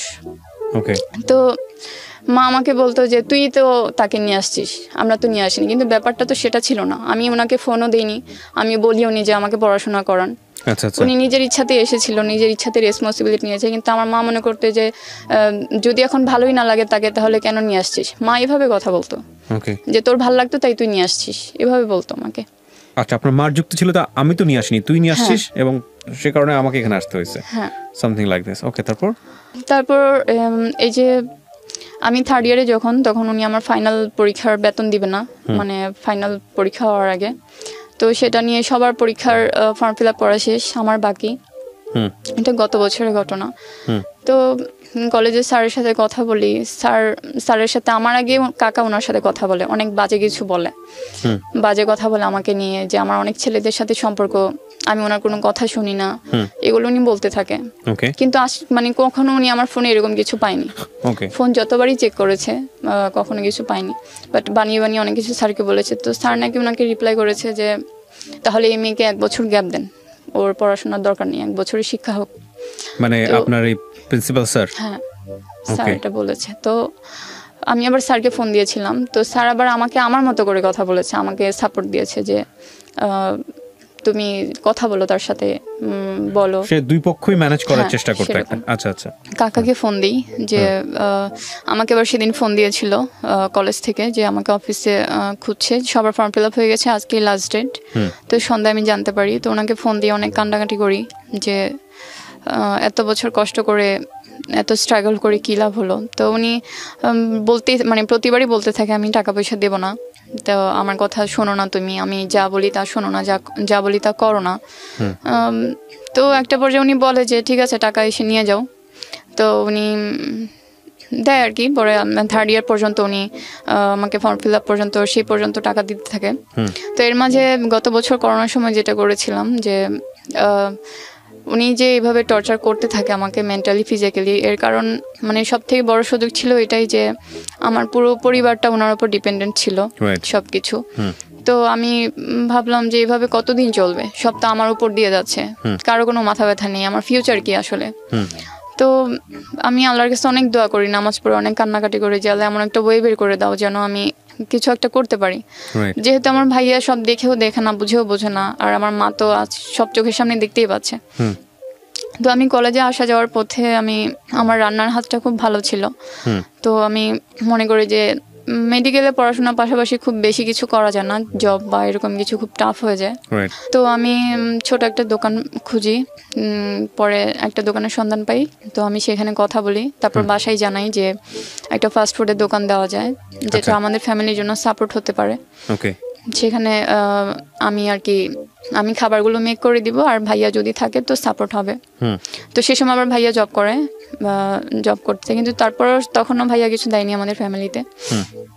তো আমি বাসায় কথা বলি, সেটা মা আবার কাকার সাথে আলাপ করে। তো মার কথা হচ্ছে যে কোনো ডিসিশনের আগে কাকা যা বলবে তাই।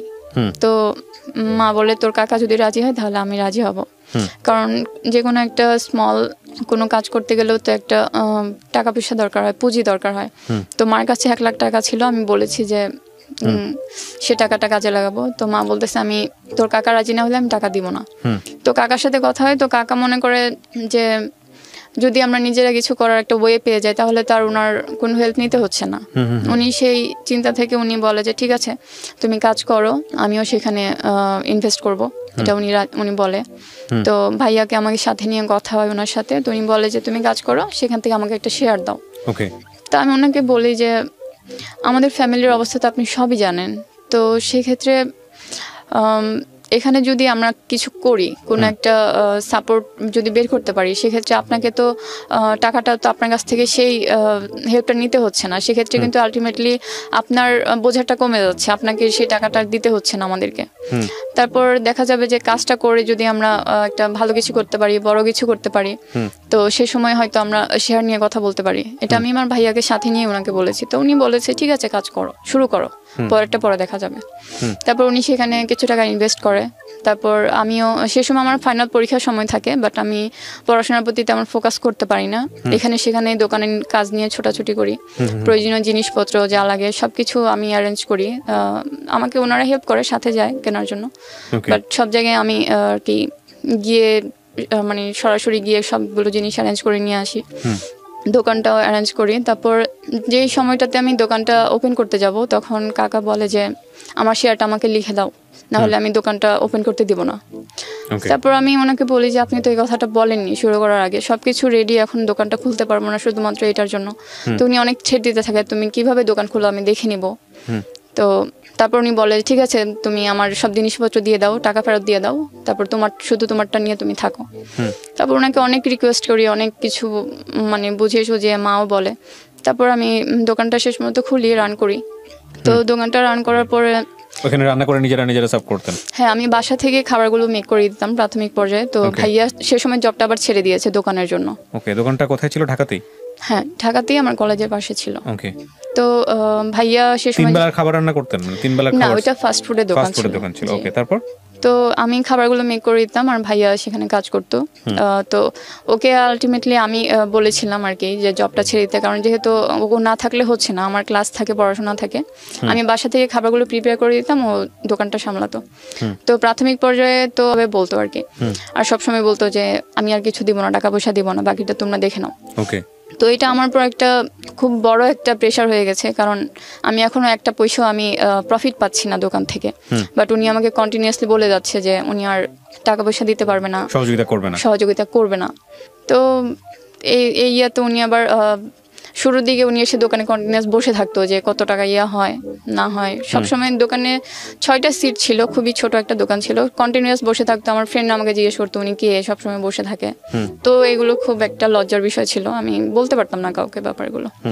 এই দোকানের ব্যাপারটা নিয়ে উনি অনেক ঝামেলা করেছে। তো যখন করোনার সময় লকডাউন চলে আসলো তো উনি যখন সেই বছরের শুরু থেকে বাসা ভাড়া প্লাস দোকান ভাড়া এগুলো সব কিছু উনি বন্ধ করে দিল। তো যেহেতু করোনার সময় চলে আসছে, উনিও টাকা দিচ্ছে না, তো বাসা ভাড়াও জমতে থাকে, দোকান ভাড়াও জমতে থাকে, তো সেগুলো অনেক টাকা ঋণ হয়ে যায়। তো যখন লকডাউন পড়ে গেছে তখন উনি বলে দিয়েছে যে আমি আর তোমাদের টাকা পয়সা দিতে পারবো না, তোমরা নিজেরা চলো, আমার পক্ষে আর সম্ভব না, করোনা সিচুয়েশন, লকডাউন, আমার বিজনেস বন্ধ, এইভাবে অনেক কিছু বলেছে। তো ওনাকে আমি অনেকবার ফোন দিয়েছি, কারণ বাসা ভাড়া জমে গেছে প্রায় 6-7 মাস। তো বাড়িয়ালি অনেক ভাড়ার জন্য চাপ দিচ্ছে, আবার ওদিকে দোকান ভাড়ার জন্য চাপ দিচ্ছে।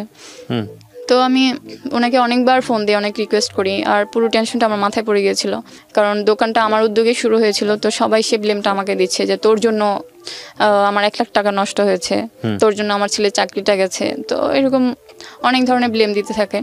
তো আমি কিন্তু চিন্তা করেছিলাম আমার ফ্যামিলিটার জন্যই, যে আমার পার্সোনাল লাইফ তো হ্যাম্পার হচ্ছিল, প্লাস ওদেরও তো কোনো ফিউচার ছিল না উনি ছাড়া, ওই কাকার হেল্প ছাড়া তো ওদেরও কোনো পথ ছিল না। যদি হুট করে উনি না করে দেয় বা চলে যায় তাহলে ওরা কি করবে? আমার তো প্রবলেম আছে, ওদেরও তো একটা অনিশ্চিত একটা ভবিষ্যতের দিকে যাচ্ছে। তো সে চিন্তা করেই তো আমি দোকানটা দিয়েছিলাম, বাট সবসময় আমাকে এই ব্লেমটা দিয়ে আসছে। তো দেখা গেল যে যখন অনেক টাকা বাসা ভাড়া জমে গেল, আর বাসা ভাড়া ছিল অনেক, প্রায় 16,000 টাকা ছিল। তো যে ফ্যামিলিতে একটা পয়সা ইনকাম নাই, সেখানে তো এত এক্সপেন্সিভ বাসায় থাকাও সম্ভব না। তো আমি বলেছি বাসাটা ছেড়ে দেওয়ার জন্য। তো বাসা দিয়ে ছেড়ে যে নতুন একটা বাসায় উঠবো, সেখানে তো ডিউগুলো ক্লিয়ার করতে হবে, প্লাস দোকান ভাড়া, সেখানে দোকানটা বন্ধ হয়ে গিয়েছিল, কারণ দোকানটা ছিল কলেজ ডিপেন্ডেন্ট। তো দোকানটা বন্ধ করে রেখেছি, কোনো ইয়া নাই, কিন্তু ভাড়া উঠছে। তারপর কি করব, সবাই ভাইয়া, এর মাঝে আবার ইয়ে হয়েছিল, ভাইয়া যে বিয়ে করেছে ওরা আবার ডিভোর্স হয়ে গেছিলো, আবার শেষমেশ আমাদের সাথে চলে আসছিল আর কি। তো ভাইয়া দেখা গেল যে দুইজনের মতো বাসায় একদম নিশ্চিন্তে বসে আছে, এই যে বাসা ভাড়া উঠছে, দোকান ভাড়া উঠছে, আবার যে এই বাসাটা ছেড়ে যে একটা নতুন বাসায় যেতে হবে সেরকম কোনো ইয়া নেই। তো আমি ইয়ে করেছি যে কি করব, কি করা যায়। আমার তো সেরকম কোনো, আমাদের রিলেটিভদের সাথে ভালো সম্পর্ক নেই, যে যার মতো সবাই, কেউ কারোর খোঁজ রাখে না, বাট রিলেটিভ সবাই খুব কোটিপতি, অনেক টাকা পয়সাওয়ালা, কিন্তু কেউ কারোর সাথে ভালো সম্পর্ক নেই। তো আমি আমার ক্লাসের ফ্রেন্ডদেরকে প্রবলেমটা শেয়ার করি, যে আমি প্রবলেমে পড়ে গেছি, এই 2-1 জনের সাথে ডিটেলসে শেয়ার করি প্রবলেমটা আমার। তারপর গত বছরে একটা ফান্ড ক্রিয়েট করে কলেজে, ফান্ড থেকে ওরা আমাকে একটা হিউজ একটা অ্যামাউন্ট আমাকে দেয়। তো সেটা দিয়ে আমি দোকান ভাড়া, বাসা ভাড়া দিই, হাফ ক্লিয়ার হয় আর কি, তারপর হাফ ডিউ থেকে যায়। তো সেগুলো আমি মানে তখন আমি বাসা ছেড়ে দিব সেটা বাড়িওয়ালিকে জানাইনি, কিন্তু তারপরে যে ডিউগুলো আছে সেই ডিউগুলোর ব্যবস্থা না করে আমি কি করে বলে দিই যে আমি বাসা ছেড়ে দিব, নতুন একটা বাসায় যেতে হলে আমাকে এগুলো আগে ক্লিয়ার করতে হবে। তো তখন তো আমি কোনো জায়গা থেকে সাপোর্ট পাচ্ছি না, মাও জানে যে এখানে অনেক টাকা ডিউ, ভাইয়াও জানে, কিন্তু কেউ কোনো স্টেপ নিচ্ছে না। তো দেখা যেত যে আমি সারা রাত ঘুমাচ্ছি না, আমি টেনশনে পাগলের মতো হয়ে যাচ্ছি, কারণ এক তো পার্সোনাল লাইফের হ্যাম্পার তো আছেই, তার উপর সবগুলো টেনশন আমার নিজের একার উপর, প্লাস ব্লেম যে আমার জন্য এত কিছু হয়েছে, আমার জন্য সব শেষ হয়ে যাচ্ছে, ধ্বংস হয়ে যাচ্ছে। তারপর আমি আবার আমার ফ্রেন্ডদের সাথে শেয়ার করি প্রবলেমটা, যে এবার আমাকে তোরা কিছু টাকা ধার দে, আমি কোনো হেল্প চাই না, জাস্ট আমাকে ধার দিয়ে আমি সময় নিয়ে আবার যখন দোকানটা রান করবো আমি আস্তে আস্তে দিয়ে দেবো। তারপর আমাকে কিছু টাকা ধার দেয়, আর গ্রামে আমার এক বোনের কাছ থেকে কিছু টাকা আমি ধার আনি। তো সেগুলো নিয়ে এসে আমি সেই বাসার ক্লিয়ার করে নতুন একটা বাসায় উঠি। তো বাসায় ওঠার পর সেখানে আবার সেই সময় আবার ভাইয়ার জব হয়ে যায়, যেহেতু দোকানের জন্য জবটা ছেড়ে দিয়েছিল, ততদিন পর্যন্ত ও জব ছাড়াই ছিল, যতদিন দোকান বন্ধ ছিল তখন ওর জব ছিল না। তো আবার নতুন একটা জব পেয়ে যায় গত বছর রোজার ঈদের দিন। তো জব পাওয়ার পর ওর 10,000 টাকা স্যালারি, 10,000 টাকা স্যালারি, আর বাসা ভাড়াও নেয় 10,000 টাকার, কারণ টিন শেড হোক বা বিল্ডিং হোক, টিন শেড 2টা রুম ভাড়া নিতে গেলেও 10-12 হাজার টাকায় লেগে যায় ঢাকায়। তো নতুন একটা বাসা নেয়, সেখানে আমরা ট্রান্সফার হই। ওই সময় আবার মাঝে কিছুদিন কাকার সাথে আবার আমার যোগাযোগ হয়নি, কিন্তু যখন উনি শুনতে পায় যে আমরা বাসা ছেড়ে দিচ্ছি, তো উনি একটা টেনশনে মনে হয় পড়ে গেছিলো যে কি করে কি হচ্ছে, এত টাকা পয়সা কোত্থেকে নিচ্ছে।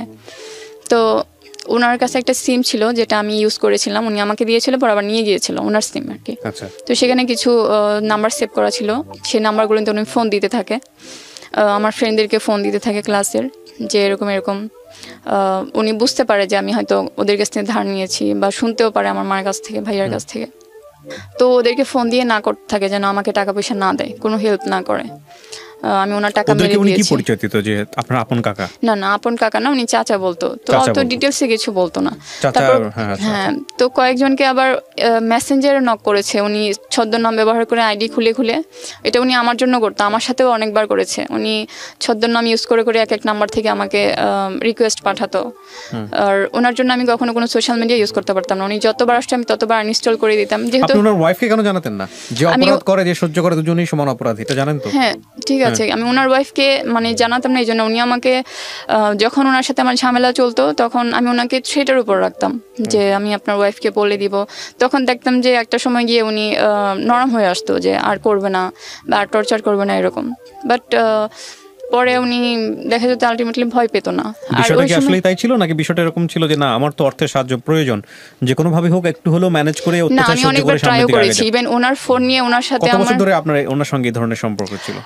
2015 থেকে প্রায় গত বছর টানা 7 বছর। 7 বছর ধরে এই ধরনের সম্পর্ক, একটা মানুষের অত্যাচার সহ্য করে যাওয়া chronologically step by step, this can be tolerable. প্রথম কথা হচ্ছে এটা, আপনি যদি নিজে থেকে সমর্থন না দিতেন কোনো না কোনো ভাবে ওকে 7টা বছর, তাহলে একটা মানুষ কন্টিনিউয়াসলি একজন মানুষের সাথে অপরাধ করতে পারে না। ইট ক্যান বি একবার এনাফ। সেক্সুয়াল হ্যারাসমেন্টের কথা যদি বলি, ইফটিজের কথা যদি আমি বলি, তাহলে ওয়ান টাইম ইজ এনাফ। কারণ ওয়ান টাইমই বোঝা যায় লোকটার ইন্টেনশন কি। সেখানে 7 ইয়ার্স আপনি তার সাথে কন্টিনিউ করেছেন, কি হয়েছে না হয়েছে আপনি ভালো জানেন। কিন্তু 7 ইয়ার্স একটা মানুষকে, এরকম একটা মানুষকে যাকে আপনি যেভাবে এখানে উপস্থাপন করছেন তাকে সহ্য করা, এবং সেখানে আপনার কোনো দোষ নাই, আপনি অপরাধী না, সেটা অ্যাকসেপ্ট করাটা এটা লিগ্যাল জায়গা থেকে এবং বিবেকের জায়গা থেকে আনঅ্যাকসেপ্টেবল।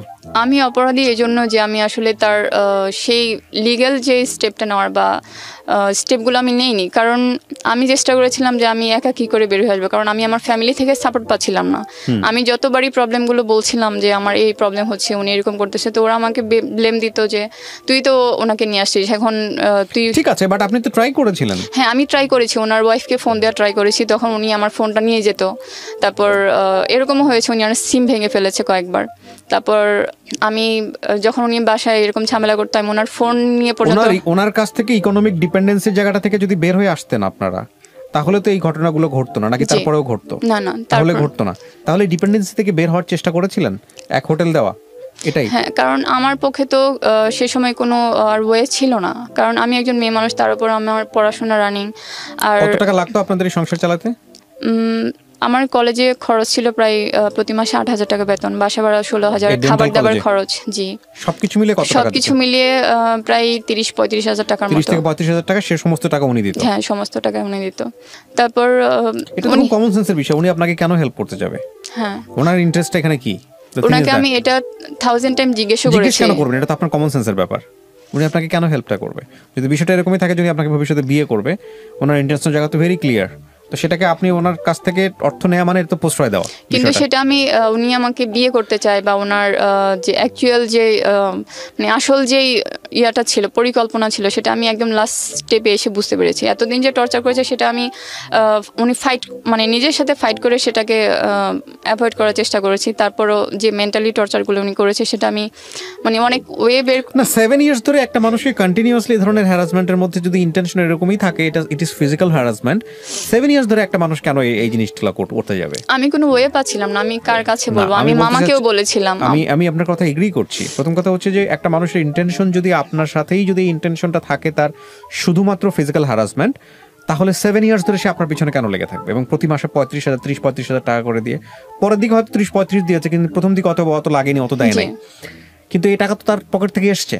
তো তার টার্গেটটা যদি শুধুমাত্র ফিজিক্যাল হ্যারাসমেন্টই হবে, তাহলে এত টাকা সে আপনার পিছনে কেন ইনভেস্ট করবে? ওনার টার্গেট তো শুধু ফিজিক্যাল হ্যারাসমেন্ট ছিল না, এই যে এত লাখ লাখ টাকা আমার পিছনে খরচ করছে। মানে আর থাকলে বিয়ে করবে আপনাকে, এছাড়া তো কিছু। হ্যাঁ, উনি চেয়েছিল আলটিমেটলি এটাই যে আমাকে ডাক্তারি পড়াবে, আর আমার যেহেতু অন্যান্য আত্মীয় স্বজন নেই, কেউ নেই, কোনো পিছুটান নেই, আমার ফ্যামিলিটাও ওনার সাপোর্টেই আছে। তো থিং ইজ দ্যাট, আচ্ছা মিম, প্রথম কথা হচ্ছে যে ওনার এই ইন্টেনশনটা আপনাদের কাছে ক্লিয়ার ছিল। আপনার মা আপনার সাথে কি করেছে না করেছে that's another thing, but owner intention আপনাদের কাছে 100% ক্লিয়ার ছিল যে উনি আপনাকে পড়াশোনা করিয়ে একটা জায়গায় এস্টাবলিশ করে উনি আপনাকে বিয়ে করবে। আর যেহেতু আপনি ওনার কাছ থেকে টাকা নিচ্ছেন প্রতি মাসে, 1 বছর 2 বছর না, এটা 7 বছরের কেস। সুতরাং ওই লোকটা আপনার সাথে কি ধরনের ব্যবহার করতেছে, আপনার ঘরের মধ্যে সে কি করতেছে না করতেছে, আপনি এটাকে কন্টিনিউয়াসলি প্রশ্রয় দিচ্ছেন। হ্যাঁ, আপনি তো হয়তো বা তার আচরণ পছন্দ হচ্ছে না, কিন্তু আপনি একটা লেভেল পর্যন্ত সহ্য করতেছেন, যেটা তার মধ্যে হোপ জাগাইছে, আশা জাগাইছে যে ঠিক আছে তাহলে ওকে পড়াশোনা করায় একটা জায়গায় নিয়ে আমি ওকে বিয়ে শাদী করবো। বিষয়টা এরকমই ছিল। এখন আপনার জায়গা থেকে আপনি এটা প্রশ্রয় যদি নাই বা দিবেন, তাহলে তো আপনি 7 বছর টানলেন কেন? আপনার ইন্টেনশনটা কি ছিল তাহলে? আপনার ইন্টেনশনটা কি এটা ছিল যে ঠিক আছে আমি পড়াশোনা করে মেডিকেলে পাস টাস করে বের হয়ে যাবো, তারপর লাথি মেরে ফেলা দিব? সেরকমটা না। তাহলে আপনি কি চিন্তা করছেন? সেরকম ব্যাপার ছিল না। আমি অনেকবার ওনাকে ডিরেক্টলি বলেছি যে আপনি আমাকে যে পড়াশোনা করাচ্ছেন, আপনার এমটা কি, আমাকে নিয়ে আপনি কি করতে চান, আমার ফিউচার প্ল্যানিংটা কি? আপনার তো বলে দিয়েছে বিয়ে করবে, না এটা আমাকে ডিরেক্টলি বলেনি যে বিয়ে করবে, এটা আমাকে শেষ পর্যায়ে এসে আর কি বলেছে। তো উনি আমাকে বলতো যে আগে পড়াশোনা করো, ব্যাপারটা পরে দেখা যাবে, উনি আমাকে এভাবে বলতো। আর যে টর্চারগুলো করতো সেগুলো সহ্য করা বলতে গেলে আমি যে প্রশ্ন আমি করেছি সেই প্রশ্নের অ্যান্সারটা আমি দিয়ে দিই প্রিয় দর্শক এবং শ্রোতা। একটা কথা আছে, নেসেসিটি নোজ নো ল, প্রয়োজন কোনো নিয়ম মানে না, এথিক্স মানে না। যার পেটে ভাত নাই তাকে আপনি এথিক্স শিখাইতে পারবেন না, সহজ বাংলা হচ্ছে এটা। এবং এথিক্স যে শিখাইতে পারবেন না এরকম উদাহরণ আমাদের সমাজে হাজার রকমের আছে। বলেন, আমি আপনাকে একেবারে শেষের দিকে চলে আসার জন্য বলতেছি, তারপরে আপনার ঘটনাটা কোন দিকে গেছে? হ্যাঁ, তারপরে হয়েছে যেটা করোনার সময় দোকানের যে ব্যাপারটা, সেটা তো আর ভাড়া টানতে পারছিলাম না। আর এদিকে ভাইয়া নতুন বাসা নিয়েছে, তো ভাইয়াও জব পেয়ে গেছে, 10,000 টাকা স্যালারি, আর টিপস পেয়ে হয়তো 12-13,000 টাকার মতো পায়। তো সে দিয়ে কোনোভাবে আর কি সংসারের দায়িত্ব নিয়েছে। তো ওইদিকে দোকানটা আমি হুট করে ছেড়ে দিতে চাচ্ছিলাম না। দোকানে ভাড়া উঠতেছিল, বাট অনেক কষ্ট করে দোকানটা রান করেছিলাম। মনে হচ্ছিল যে কিছুদিন কষ্ট করে ধরে রাখলে হয়তো আবার শুরু করতে পারবো।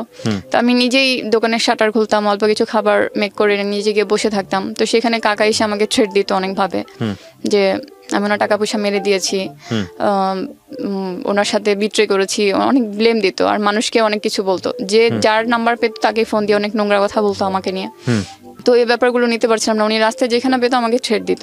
তো আমার বয়ফ্রেন্ডের সাথে একবার দেখেছিল, তো ওর মধ্যে আপনার একটা সম্পর্ক তৈরি হয়ে যায় একটা ছেলের সঙ্গে। আচ্ছা, এটা গত 1 বছর ধরে তার সাথে আমার পরিচয় হয়েছিল। উনি জানতো সবকিছু? এই ছেলেটা এটা উনি জানতো। আচ্ছা, তারপর? তো এই খবরটা জানার পর উনি আরো বেশি আর কি হিংস্র হয়ে গিয়েছিল। তখন কি উনি আপনাকে মাসিক হেল্পটা করে যাচ্ছে? না, তখন আর হেল্প করছে না।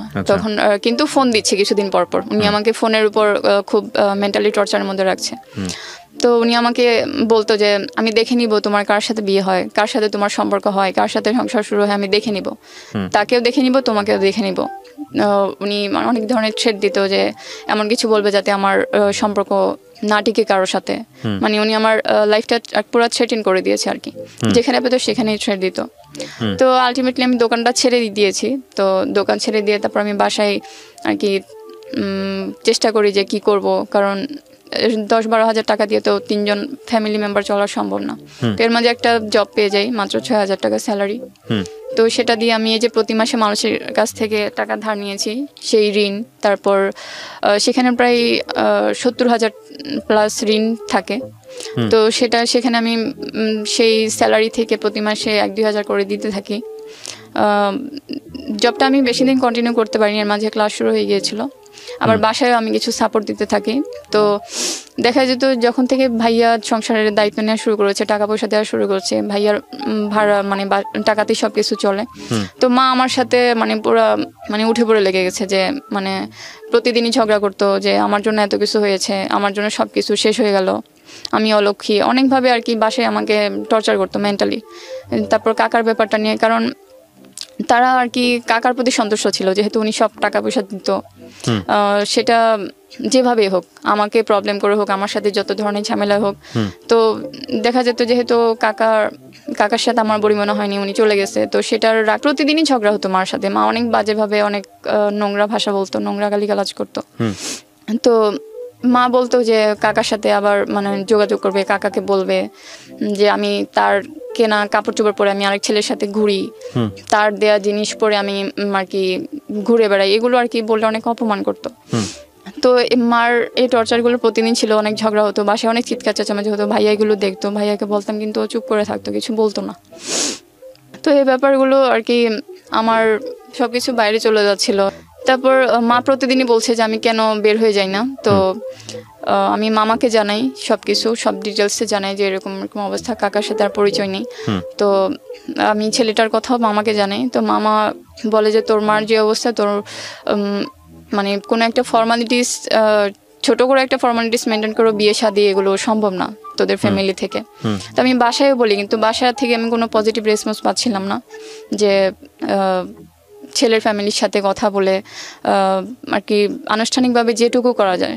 আমি তো ছেলেকে ছেলের ফ্যামিলিদেরকে সবকিছু আর কি ডিটেলসে জানিয়েছি, তো তারা এটা নিয়ে কোনো প্রবলেম করেনি। কিন্তু আমার ফ্যামিলি থেকে আমি কোনো সাপোর্ট পাচ্ছি না যে তারা বসে দু একটা কথা বলে একটি ফর্মালিটিস মেনটেন করবে। তো মামা বলতেছে যেহেতু তোর মার সাথে কোনো হচ্ছে না, তোর মাকে দিয়ে সম্ভব না। তারপর মামা বলতেছে যে তুই তোর মতো ডিসিশন নে, এছাড়া আর কিছু করার নেই। তো আমি নিজের ডিসিশনটা নিজেই নেই। তো ওই যে আপনার বয়ফ্রেন্ড এখানে আপনাকে সাপোর্ট করলো, যে ওরও তো কোনো কিছু, আমি যত জানি যে ওর জব টব কোনো কিছু নাই। জি, ওর এই অবস্থায় ও বিয়ে করলো? হ্যাঁ, ও বিয়ে করেছে। কারণ হচ্ছে আমি মেন্টালি প্রেশারগুলো নিতে পারছিলাম না, কারণ প্রতিদিনই আমি টেনশনের উপর থাকি, কান্নাকাটি এগুলো চলতেই থাকে। এগুলো মানে আমার কাছে মনে হচ্ছিল যে আমি যদি এভাবে থাকতে থাকি হয়তো কোনো একদিন হুট করে মরে পড়ে থাকবো, কারণ এত প্রেশার নেওয়া সম্ভব হচ্ছিল না। তো আমার এইসব দেখে ওর কাছেও খারাপ লাগলো। তো ওর বাসায় জানাইছে যে এরকম সমস্যা। তো ওর বাসা থেকে বললো যে মেয়েটাকে নিয়ে আসো, এভাবে আর কতদিন সহ্য করবে। তো আমি চেয়েছিলাম যে আমার বাসার সাথে জাস্ট একটা মিউচুয়াল একটা বন্ডিং এর মাধ্যমে কাজটা হোক, কিন্তু আমার ফ্যামিলি থেকে কোনো রেসপন্সই পাইনি। অনেক চেষ্টা করেছিলাম, ওরা একটু সময় নিয়েছিল, কিন্তু মা আমাকে প্রতিনিয়তই বলতে থাকে যে বের হয়ে যা। তো ব্যাপারগুলো আর নেওয়া সম্ভব হচ্ছে না। সিদ্ধান্ত নিলেন আপনারা বিয়ে করবেন? হ্যাঁ, সিদ্ধান্ত নিয়েছি। তারপর ওর ফ্যামিলির সম্মতিতে বিয়ে হয়েছে, নিজেরে বিয়ে করেছি। বাট ওর কোনো জব নেই। ও আমাকে সবসময়। কবে করেছেন বিয়েটা? বিয়েটা করেছি 9 এপ্রিল এই বছর? হ্যাঁ, রানিং মাসে, এই কয়েকদিন আগের ঘটনা। আচ্ছা, তারপর বিয়ে করার পরে কি দাঁড়াচ্ছে? বিয়ে করার পরে এখন দেখা গেছে যে আমার তো ফাইনাল ইয়ার বাকি এখনো। ফাইনাল ইয়ারে প্রতি মাসে ডিউ হচ্ছে বেতন, যেহেতু কোনো আর্নিং সোর্স নেই। আমার ওইখানে ডিউ জমতে মানে বেতনগুলো কোনোভাবে ক্লিয়ার হচ্ছে না। গত 1 বছরের বেতন জমে আছে। তারপর মানুষের কাছ থেকে যে টাকাগুলো নিয়েছি সেটা আমার রেসপন্সিবিলিটিতেই নিয়েছি, সেগুলো আমাকেই শোধ করতে হবে। আর যেহেতু আমার বর এখনো কোনো জব করে না, সেটা আমি জেনে শুনেই বিয়ে করেছি। কারণ কি করে ও হচ্ছে অ্যাকাউন্টিং থেকে অনার্স পাস করেছে। বাংলাদেশে এই মুহূর্তে মিম, যদি কোনো ছেলে 2 পা আছে 2 হাত আছে এবং প্রাপ্তবয়স্ক, সে যদি বলে যে আমি জব পাই না, তাহলে প্রথমত সে অক্ষম। আমার জায়গাটা থেকে, ব্যক্তিগত জায়গা থেকে, মাস শেষে নিজে চলার মতো আর নিজের বউকে সাপোর্ট করার মতো অর্থ যদি সে রোজগার করতে না পারে, এত ফ্যাসিলিটি থাকার পরেও, এই করোনাকালীন সময়ে লাখ লাখ রাইডার যারা, কিন্তু আমি দেখি যে আমি বিভিন্ন জায়গা থেকে যখন ফুডের অর্ডার দিই, বিভিন্ন বিশ্ববিদ্যালয়ের ছাত্ররা এই কাজগুলো করতেছে এবং মাস শেষে তারা ভালো ইনকাম করতেছে। 1-2টা জায়গা না, পুরা ঢাকা শহরে এখন লক্ষ লক্ষ রাইডার এরকম প্রতিদিন মুভ করে। আপনার জামাই কোনো কিছু ইনকাম করে না, বলছে বিয়ে করে ফেলছে। আচ্ছা, তারপর আপনি আসেন, আপনাদের এই ভুলের জায়গাগুলো বোঝা জরুরি। আপনি যদি ভুলের জায়গাগুলো না বোঝেন, আপনি কখনো এগুলো থেকে বেরোতে পারবেন না। হ্যাঁ, 2 নাম্বার হচ্ছে, আপনার হাতে যদি একটা ফোন থাকে, আপনার ফোনে যদি ডাটা কেনার মতো সামর্থ্য আপনার থাকে, তাহলে আপনি ঘরে বসে বিজনেস করতে পারেন। আজকে করলেন না, কালকে হলো না, তারপর দিন হলো না, একদিন আল্লাহ আপনার মুখ তুলে তাকাবে। এটা চেষ্টা করতে হবে আপনাকে, তাই না? আপনার ভাই এখনো আপনাদের সঙ্গে আছে, সে ওই সম্পর্কে নাই, তার আগের সম্পর্কে নাই। আপনার ভাই চাইলেও রাইডিং করে, আপনার ভাই চাইলেও এই কাজগুলো করে আপনার ফ্যামিলিকে চালাইতে পারে। কেন আপনারা মানে এত কিছুর পরেও কেন আপনারা মানে এত হতাশ, আমি ঠিক বুঝি না। আপনি আমাকে জাস্ট একটা কোশ্চেনের অ্যান্সার দেন। আপনি যদি মনে করেন যে আপনি মেডিকেলে পড়াশোনা করবেন, আপনি আভিজাত্যের জীবনযাপন করবেন, আপনি বড় হয়ে ডাক্তার হয়ে বের হবেন, অমুক হবেন তমুক হবেন, এটা একটা লাইফ, যে লাইফের জন্য আপনাকে কম্প্রোমাইজ করতে হচ্ছে বা হয়েছে বা ভবিষ্যতে আরও হতে পারে। আর আরেকটা লাইফ হচ্ছে যে না, ঠিক আছে আপনার মেডিকেলের ডাক্তার হওয়া হলো না, কিন্তু আপনি নিজের কাছে সম্মান নিয়ে বেঁচে আছেন, আত্মমর্যাদা নিয়ে বেঁচে আছেন। কোনটা বেছে নেবেন? অ্যাকচুয়ালি কোনটা বেছে নেবেন 2টার মধ্যে? অ্যান্সার করেন আমাকে, প্রথমটা না পরেরটা? প্রথমটা বেছে নেবেন। প্রথমটা কোনটা বলেছি বুঝতে পেরেছেন? প্রথমটা ছিল হচ্ছে মেডিকেলে আপনার পড়ার সামর্থ্য নাই, মেডিকেলে যদি আপনাকে পড়তে হয়, আপনাকে সোজা বাংলায় যদি বলি, কম্প্রোমাইজ করতে হচ্ছে, যে কম্প্রোমাইজটা আপনি 7 বছর ধরে করেছেন। হ্যাঁ, যেটা অন্যায়, আপনি নিজের জায়গা থেকে মানতে পারেন নাই, কারণ আপনার ওই অর্থটা নাই। যার কাছ থেকে নিয়ে আসতে যাচ্ছেন সে তার ইন্টারেস্ট আছে, গিভ অ্যান্ড টেক যেটাকে বলে।